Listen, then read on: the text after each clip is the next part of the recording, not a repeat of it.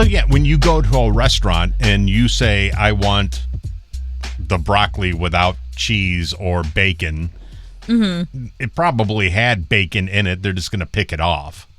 Yeah, that's the problem with people like me who are vegetarian. You know, I try to just order like a salad, but once in a while I'll go to a restaurant and I have to ask them can you make that without the chicken? And can you make this without the bacon or whatever? And I just hope that they're going to be nice to me and make it vegetarian. You are different than most people because some people, if they're so vegetarian that their head will actually pop off if they accidentally get a piece of bacon in their mouth. Your head won't pop off. You'll be upset, but you're not going to die because of it.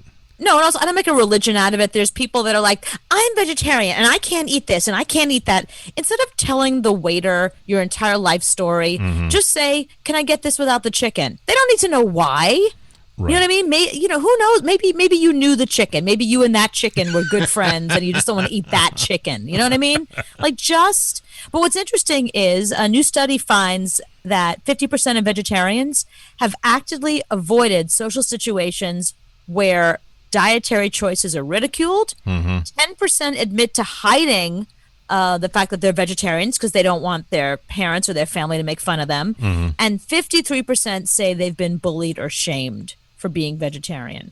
When I was strict vegetarian, I kind of wasn't strict vegetarian because I went to St. Lucia one year and they had these little ball thingies that I ate one and it was really good. And then I asked, what's in that?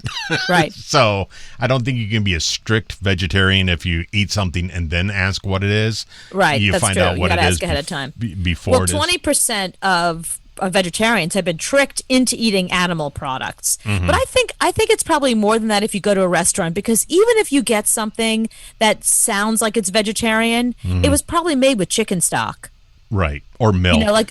Or milk, or it depends how strict you are. If you don't eat dairy, like I've gone to places and just said, can I have soup? And I've never said, is this made with chicken stock or beef stock? Because then I don't want your soup. Like that's so ridiculous. Just eat the soup. Eat the damn soup, If you're that picky, I don't think you should go out because I think everything at some point is made with butter or some type of animal something.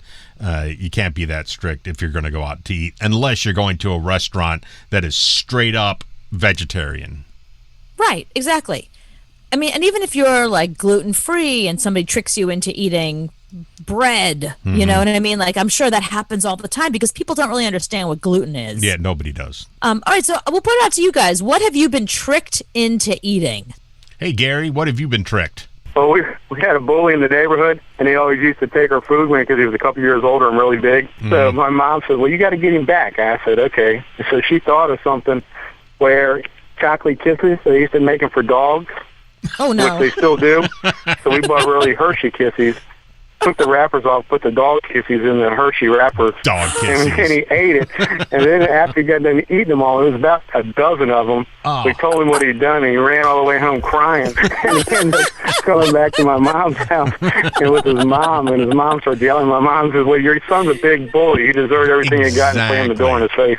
That's funny. He just reminded me that I dated this guy who was really obnoxious. I went on, it was like our first date, our first quick date. I'd met him at a party or something, and we sat and had a drink at the party. He's like, do you want to go out?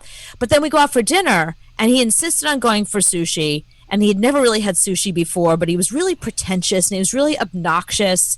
And he'd gone to finishing school and told me all about it, and he was just awful.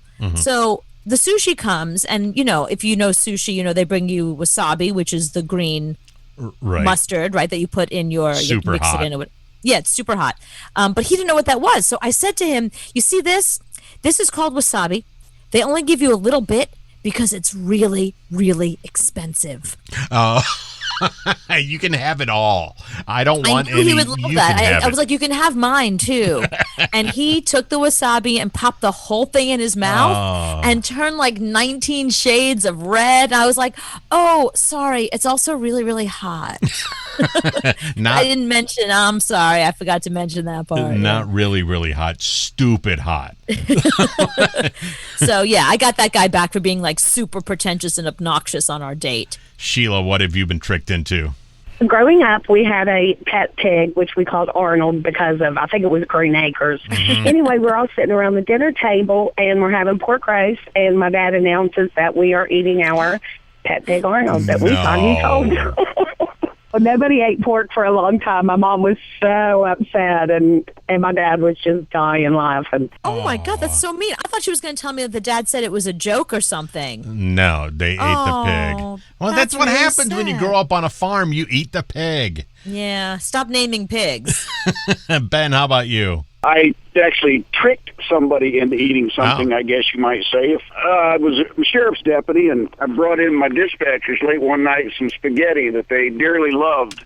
Then they found out a couple days later that it was ground beaver. It was a few years ago, and they're still not quite talking to me yet. I even got a T-shirt said I ate beaver, and I liked it. He bought them all T-shirts. Of course, yeah. I love that you get the meal on the T-shirt too, like a prize.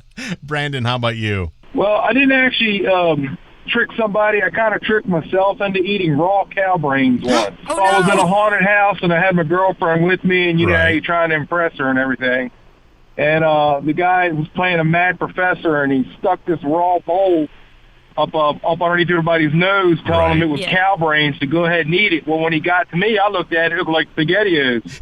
So I just kind of stuck my finger in it, swirled it around, and stuck it in my mouth, and then looked at it. He got a real confused look on his face, backed up, sat the bowl down, and said, "Okay, we're closed for the night." Yep. And escorted everybody out. It was actually at a church, and my mom worked in the kitchen there.